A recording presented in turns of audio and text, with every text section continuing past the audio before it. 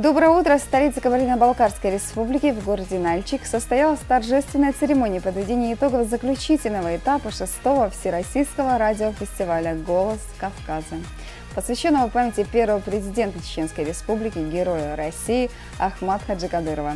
Итоги обсудим сегодня в нашем эфире. В гостях у нас первый заместитель министра по национальной политике, внешним связи, печати и информации Чеченской республики Сейд-Селим Абдулмуслимов. Доброе утро. Доброе утро, Лада.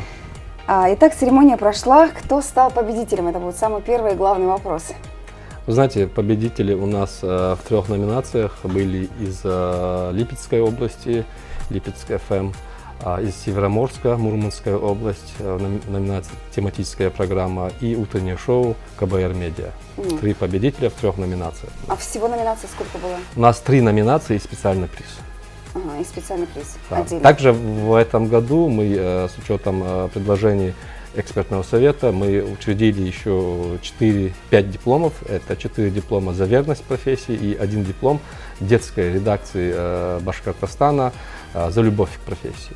То есть дети, которые работают на радио уже не первый год, вот им дали мы за любовь к профессии, а за верность профессии это 4 сотрудника ГТРК «Алани», которые, как они сами отметили на церемонии награждения, что у них в трудовой книжке стоит одна запись. 40 лет они работают в одной и той же радиостанции.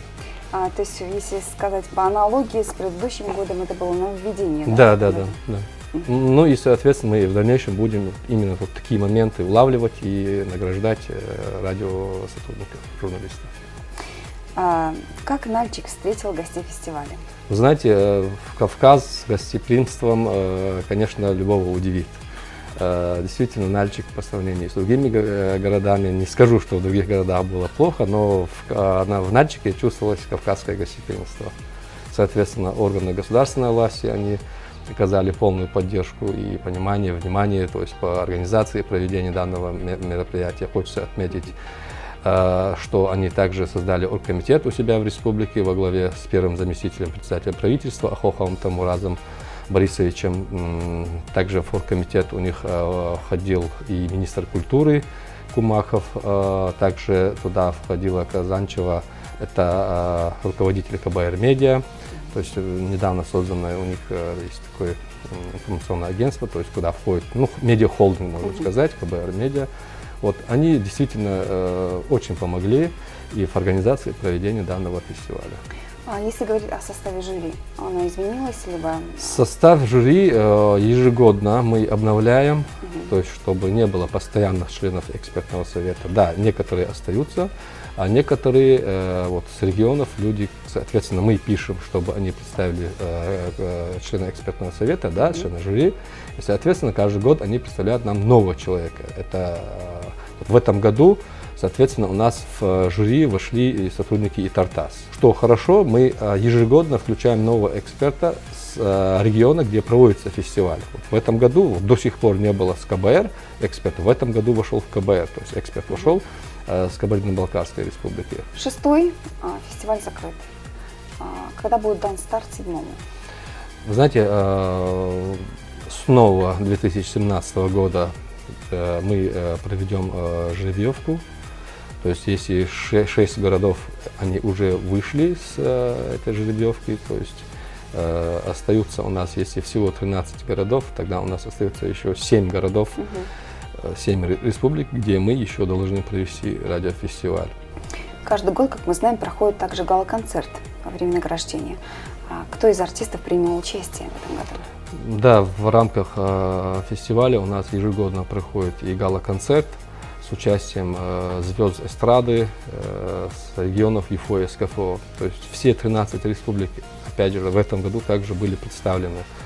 По одному артисту даже с некоторых регионов у нас были целые коллективы, ансамбль, скажем, «Млада» с Краснодарского края, который очень понравился фестиваль, который даже руководитель их, да, захотел потом приехать в Чечню, чтобы мы прислали приглашение, чтобы на празднование Дня народного единства, чтобы они приняли участие в республиканских мероприятиях. Артисты, концертная программа также, соответственно, очень понравилась всем. и зрителям, и участникам, и гостям фестиваля. Концерт был на высшем уровне. От Чеченской Республики стали ли мы в этом году победителями одной из номинаций? Да, в этом году в номинации тематическая программа о Чеченской Республике ГТРК о войнах Ясмина, фамилию не помню, правда, она заняла второе место в номинации тематическая программа. У нас в республике, да, хорошо развита школа радиожурналистики, очень хорошие радиожурналисты, но с каждым годом, когда на конкурс подаются все больше и больше материалов, когда участвует очень много радиостанций, в этом году их было, кстати, около 100 радиостанций со всей России, там уже становится тяжелее и сложнее, да, вот бороться, да. И поэтому я и нашим журналистам, и, соответственно, всем радиожурналистам желаю творческих успехов, всего самого хорошего, чтобы у них было все много и много побед и новых творческих высот. Спасибо. Спасибо вам за то, что вы сегодня пришли к нам в студию и подробно рассказали о фестивале. Желаем удачи и успехов в работе. Спасибо. Саня. Ну а мы продолжаем. Далее рекламная пауза. Оставайтесь с нами, не переключайтесь. Мы скоро вернемся в студию.